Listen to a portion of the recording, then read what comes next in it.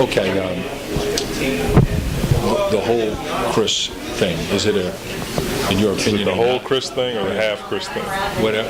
Okay, Quarter Chris thing? You tell me what it is. It's not a Chris thing. It's a situation that has taken on a life of its own because of media hype or the desire that other teams have to, trade for him. But to me, it's not a Chris thing. It's a Hornets thing, and it's just part of the job for me. I signed up for all of this, and my desire has always been the same. Chris Paul is my point guard, and I plan on winning a lot of games with him. So when you talk about all the hype and all the speculation, you think it's solely come from other teams? It hasn't come from his camp at all? I don't know. I couldn't answer that. I'm not even going to try to get into the specifics of where it came from. To me, it doesn't matter.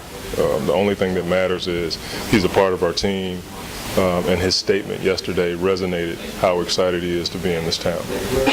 So are you 100% convinced that he wants to be here for the long haul? I'm 100% convinced that what he said yesterday is true. And when a guy puts stuff on paper and stands behind it, that's all I can go off of. I can't go off of the hearsay or what this station said about this or this person's camp said about, the camp thing is something I'm not even familiar with, so I'm not even going to go there. So you were a player. If a guy's trying to, for lack of a better term, BS you, can you tell whether a guy's being honest with you or not? Yeah, but as a coach, I can't work that way. As a player, I could. As a coach, I can't judge guys that way because you never know what kind of day he's having. I don't even want to go there. Coaches, we're trying to get wins and develop players. And for me to sit here and try to judge a guy's motives is just not something I'm willing to do. What about looking into his eyes at that meeting yesterday? What did you see? I just saw a guy who wants to win. He's been adamant about that. And I saw myself a bit. He's a horrible loser, and I am. My wife plays no games with me, checkers, pool, nothing, because I'm a horrible loser.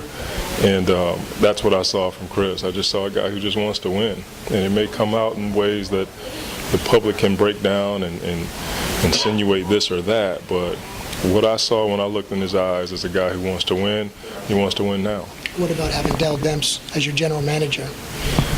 Like I said in the press conference, I'm excited and comfortable working with Dell because I know where he comes from. I know his background. We played together for a year, stayed in touch over the years, and I've seen him work under people and be in some tough situations and be in some good situations, and he comes from success. And so, I can't express how comfortable I am working with Dell. What a first day it was for him yesterday. Yeah, but nobody died. No oil was spilled.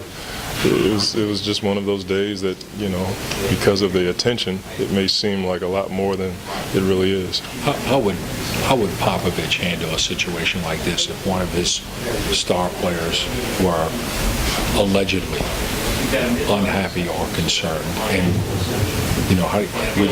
do you learn from that as far as how he might handle a guy in that kind of situation? Well, we don't know because I don't think that's ever happened in San Antonio, and I wouldn't even try to guess that.